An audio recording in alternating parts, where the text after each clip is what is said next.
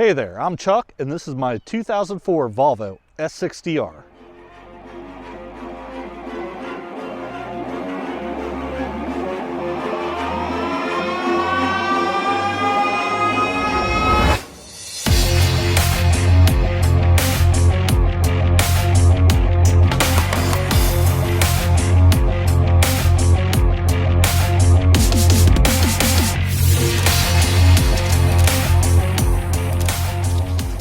Alright guys, I already know what you're thinking.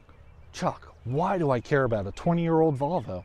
Well, the S60R, while it looks just like the S60, the R offers a little more fun. More horsepower out of a turbo inline 5 T5 motor, making 300 horsepower, 295 torque, with an all-wheel drive system, and 6-speed manual. Yes, you can get a 6-speed out of this. You can also get an automatic, but they're trash. So if you're looking for one of these, get the 6-speed. And that T5 makes incredible noises.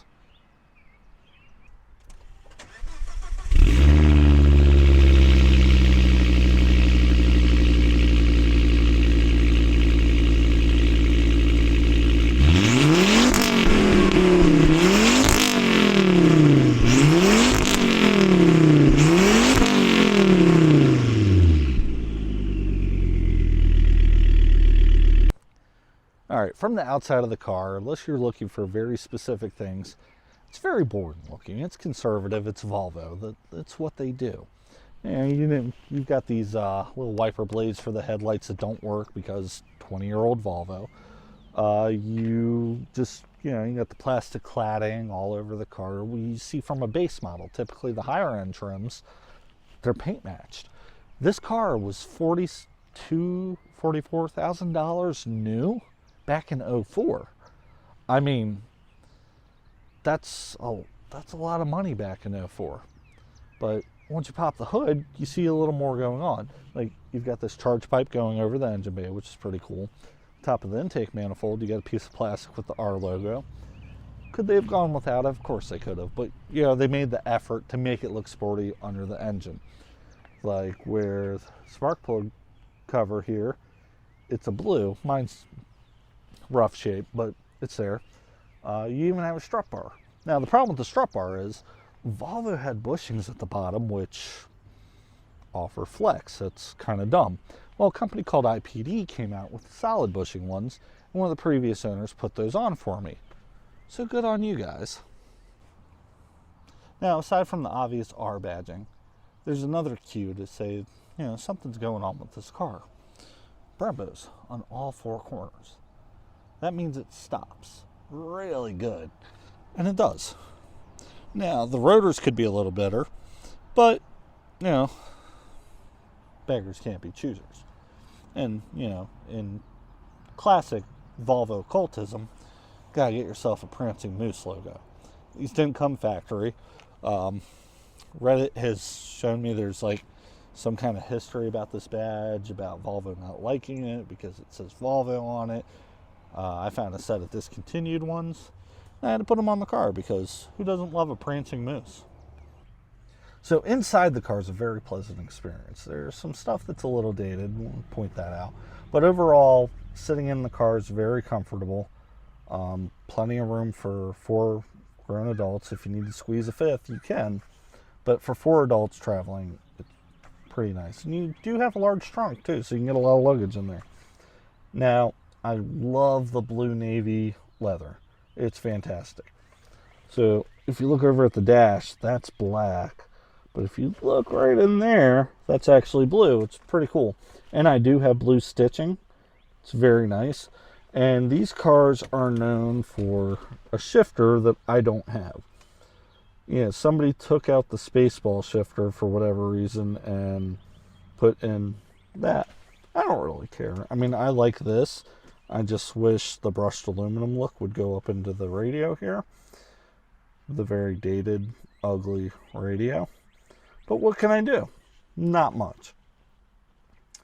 Well, actually I can replace the radio. That might be the smart... Yeah, we'll replace the radio. It's 2023. We can do that. Now, another feature of the R is an active chassis setting. So you've got your comfort setting, your sport setting, and advanced. Comfort, regular driving, sport, backroad stuff, and I guess advanced would be your track days. That'd be cool if it worked. Mine does not. That sucks. Oh well. Coilovers, it is. The gauges are really cool. I really like the indigo blue thing going on here. It's very cool. Something weird, typically when you turn your headlights on, it gets backlit for night. These don't. These actually have like bulbs that just shine light on them. Interesting concept. I don't necessarily hate it. It's just a little different. But this car has a lot of features. It's $40-something thousand in 04. That's a lot of money. Something that's really cool though is, let me put the key in, turn the car on, and we'll keep in this view. Because let's say you're going somewhere and you need to back in, but the very large functional headrests for passengers are in your way, and you can't really see out your back window. This doesn't have a backup camera. What are you going to do? Well, you press a button and now you can see a little better. But yeah, it's novelty. It's fun. It's also fun if your wife's sitting back there and boop.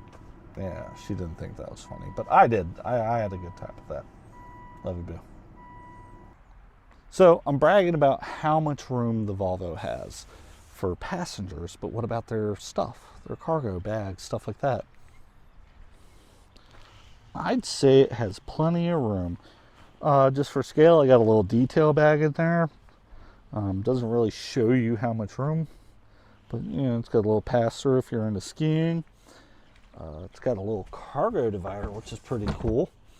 Got little hooks for your grocery bags, an elastic band for something else. And one of the previous owners actually put a hitch on the car, which is cool, but you don't see any lighting. Well, Volvo actually thought about that. You open up this little... So it's extremely unlikely I'm ever going to tow with it. I mean, it's got a 3,000 or 3,500 towing capacity. I can't remember which. But it's not... That's not what the car's meant for. The car's meant for fun. And I'm going to have some. I've been doing the body work on the rear and on the front. In preparation to wrap it, we're going to do a really cool color. I hope you guys enjoy the journey that I'm going to have with this car, because I know I am. Thanks for watching, and I'll keep you guys updated.